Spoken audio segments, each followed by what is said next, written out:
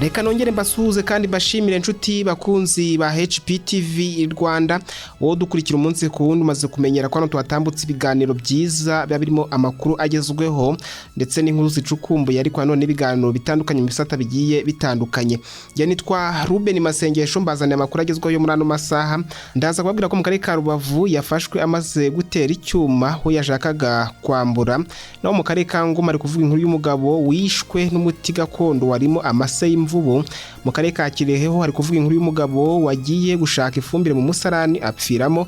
Hanze y'u Rwanda AFC M23 yijeje abaturage ko idateze gusubira inyuma. Mu mahanga ya kure Uburusiya bwibasiye Kiev mu bitero bikaze bya misile.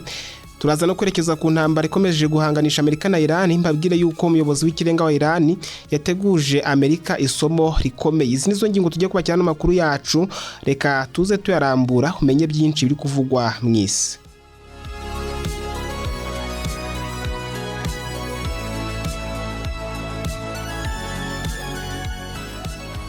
Reka tuyanzukiye mu karere ka Rubavu mbabwire ko yafashwe amaze gutera icyuma aho yashakaga kwambura.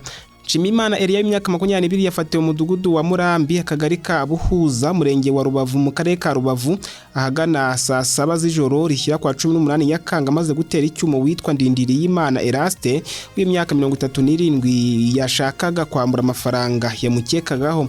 Bivuga ko Ndindiriyimana yategewe mu nzira avuye kunywera mu kabari Nshimiyimana yakoreragamo ku manywa, ariko hanacunga abashobora kuba bafite amafaranga akaba yamwibasiye kuko bivugwa ko yaramaze iminsi mike agurishije inzu. Nkeza Bahizi Desire umwe mu baturage bo muri Murambi avuga ko Nshimiyimana yageze muri uyu mudugudu vuba akaba akora mu kabari ku manywa, agacunga rero abaje kukanyweramo akekaho amafaranga menshi, nijoro akaza kubategera mu mayira afatanyije na bagenzi be bakorana muri ubwo bujura. Ndinabo Jean Claude nawe utuye mu kagari ka Buhuza yanenze abo basore babura gukura amaboko mu mufuka ngo bakore biteza imbere bakoresheje imbaraga zabo ahubwo bakishora mu bujura n'urugomo. Umunyamabanga nshingwabikorwa w'umurenge wa Rubavu Rwibasira Jean Bosco avuga ko uyu musore asanzwe akekwaho gutegera abantu mu mayira kabambura, akaba yaragiye afatwa kenshi akajyanwa mu kigo ngororamuco akahava avuga ko yiyemeje guhinduka ariko ingeso ikanga. Gitifu Rwibasira yasabye urubyiruko kwirinda kwishora mu ngeso mbi zirimo n'ubujura kuko zidahira abazishoramo, hamya ko mu karere ka Rubavu imirimo iruhesha icyubahiro ihari ku bwinshi, bityo ko bakwiye gukoresha amaboko n'ubwenge mu gukora imirimo iruteza imbere igateza imbere n'igihugu itarugiraho ingaruka. Yanasabye abaturage muri rusange kujya batangira amakuru ku gihe ku muntu bakekaho ingeso mbi kugira ngo icyaha gikumirwe kitaraba, abashaka guhungabanya umutekano bafatwe bataragira ibyo bangiza bashyikirizwa inzego zibishinzwe, bigishwe indangagaciro na kirazira by'umuco nyarwanda. Ni munyemere dukomereze mu karere ka Ngoma mbabwire ko umugabo yishwe n'umuti gakondo warimo amase y'imvubu. Umugabo n'umugore bo mu murenge wa Murama ni mu karere ka Ngoma banyweye umuti gakondo urimo amase y'imvubu kugira ngo ubakize uburwayi bari bafite, maze umugabo ahita apfa arembye, ni mu gihe umugore arembeye ku bitaro bya Kibungo. Ibi byabaye mu ijoro ryo kwa gatanu rishyira kwa gatandatu, bibera mu mudugudu wa Kanyinya ni mu kagari ka Rurenge mu murenge wa Murama ni mu karere ka Ngoma. Bamwe mu baturage bo mu murenge wa Murama bavuga ko umuvuzi gakondo uyu mugore n'umugabo bagiye kwivurizaho yakundaga gutanga imiti itandukanye.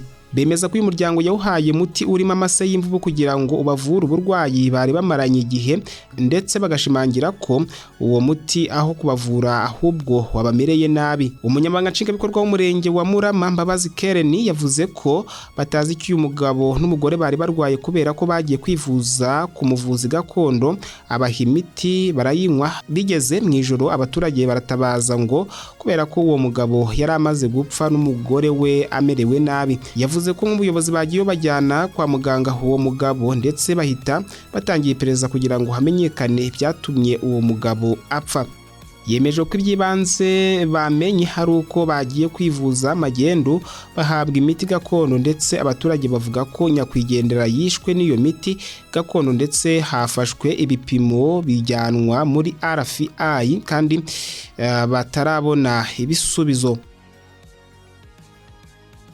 naho mu karere ka Kirehe hari kuvuga inkuru y'umugabo wagiye gushaka ifumbire mu musarani apfiramo. Umugabo w'umurenge wa Musaza ni mu karere ka Kirehe yagiye mu musarani wari waruzuye gushakamo ifumbire yo gushyira mu murima apfiramo. Ibi byabereye mu mudugudu wa Kanombe ni mu kagari ka Mubuga ni mu murenge wa Musaza ho mu karere ka Kirehe. Umunyamabanga nshingwabikorwa w'umurenge wa Musaza Nyamutera Emmanuel yabwiye igihe ko uyu muturage yaguye muri uyu musarane nyuma yo kujya kuhashaka ifumbire yo gushyira mu murima we.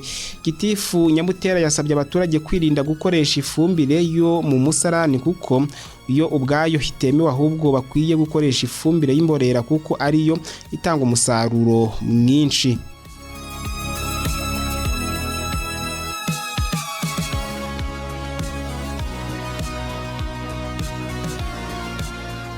Hanze y'u Rwanda reka mbabwire ko AFC M23 yamaze kwizeza abaturage ko idateze gusubira inyuma. Umunyamabanga uhoraho w'ihuriro AFC M23 akomeje kwizeza abaturage bo mu bice bagenzura ko badateganya gusubira inyuma na gato, ko ibyo ari ibinyoma. Asaba abavandimwe bakiri muri Wazalendo kureka guta igihe mu ishyamba.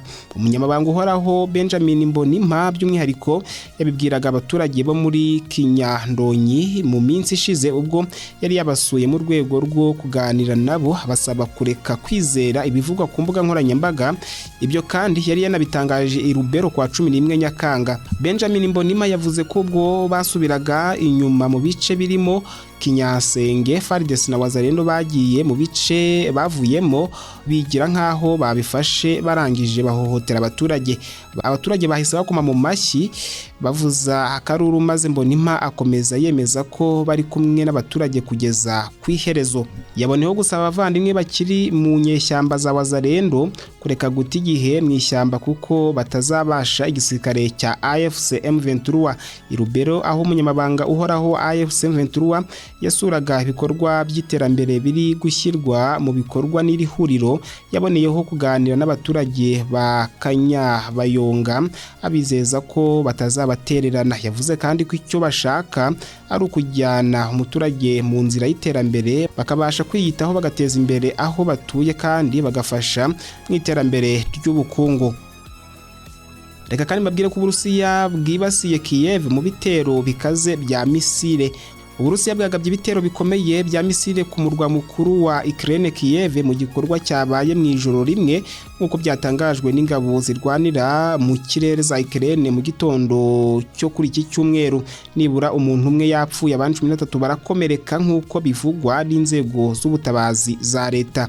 Ibi bitero byatangiye ahagana saa 7 n'igice z'igicuku ku isaha yaho, ni ku isaha y'isa 4 n'igice ku isaha ya GMT wa gatandatu. Ibitero byakomeje amasaha menshi kandi byibasiye uturere dutandatu. Abatangabuhamya baraho nk'uko tubikesha DY bavuze ko bumvise bisasu byinshi harimo n'ibyaturutse ku ntwaro z'ubwirinzi bw'ibitero byo mu kirere. Umunyamakuru wa AFP we yavuze ko rimwe mu iturika ryari rihambaye cyane ku buryo ryateje alarm z'imodoka zose gusakuriza rimwe mu mujyi rwagati. Reka dusoreze ku ntambara ikomeje guhanganisha Amerika na Iran. Tubabwire ko umuyobozi w'ikirenga wa Iran yateguje Amerika isomo rikomeye. Umuyobozi w'ikirenga wa Iran Ayatollah Mujtaba Khamenei yavuze ko igihugu cyabo kizaha Leta Zunze Ubumwe za Amerika isomo ritazibagirana mu gihe yakomeza kugaba ibitero kuri Iran. Mu butumwa bwanditse bwatambukijwe kuri televiziyo ya leta ya Iran ku wa gatandatu, Khamenei yavuze ko ibitero Amerika yagabye kuri Iran nyuma y'uko impande zombi zisinyanye amasezerano yo guhagarika imirwano azwi nka Islamabad Memorandum of Understanding byagaragaje ko umukono wa Perezida Donald Trump nta gaciro ufite kandi utizewe. Yagize ati ubumwanzi w'umunyamerika arimo gushaka gukaza intambara, ibintu bizamutera ibihombo birushijeho ndetse n'ikimwaro gikomeye.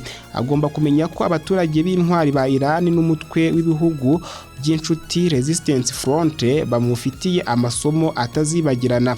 mu gihe Mojtaba Khamenei yatangazaga ubu butumwa, igisirikare cya leta zunze ubumwe za Amerika kimeje ko abasirikare babiri ba Amerika bishwe, undi umwe akaburirwa irengero nyuma y'igitero cyagabwe ku kigo cya gisirikare kiri muri Jordani. Itangazo ry'igisirikare cya Amerika rivuga ko abo basirikare bishwe kuwa gatanu ubwo ingabo za Amerika n'iz'abafatanyabikorwa bayo zageragezaga guhangana n'ibisasu bya misile na drone byagabwe ku birindiro byazo. Rivuga kandi ko abandi basirikare bane bakomerekeye muri icyo gitero bajyanywe kuvurirwa mu bitaro byo muri Jordania, ndetse kandi nyuma baza gusezererwa bamaze koroherwa. Kuva intambara hagati ya Iran na Amerika yatangira, abasirikare ba Amerika 16 bamaze kwicwa, ni mu gihe abarenga 130 bakomerekeye muri iyo mirwano. Ni naha dusoreje amakuru yaragezweho. Amakuru agezweho nakagaruka hano ni kuri HPTV Rwanda. Twatambutse ibiganiro byiza, niba utakora subscribe wayikora kugira ngo ibiganiro dutambutse hano bijye bikugeraho. Nge nitwa Ruben Masengesho, mukomeze kugira ibihe byiza.